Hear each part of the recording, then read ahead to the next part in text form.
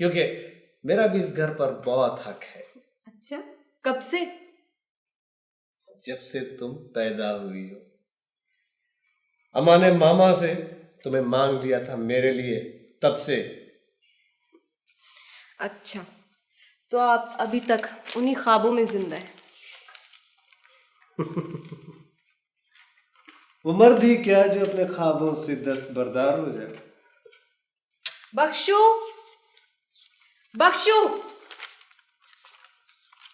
जी ले रवि। कहाँ चले गए थे तुम? जी मैंने तो बस अभी आपकी आवाज़ सुनी, नाश्ता दो मुझको। बस अभी लाया।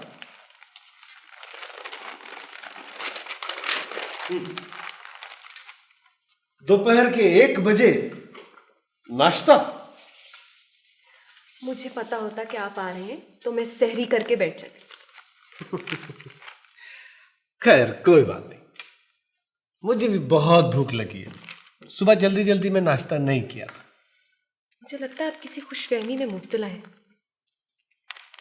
ये तो वक्त बताएगा कि कौन खुशफहमी में मुब्तला है, अकबर अली खान या तुम। वैसे तुम पहले से ज्यादा खूबसूरत हो गई हो।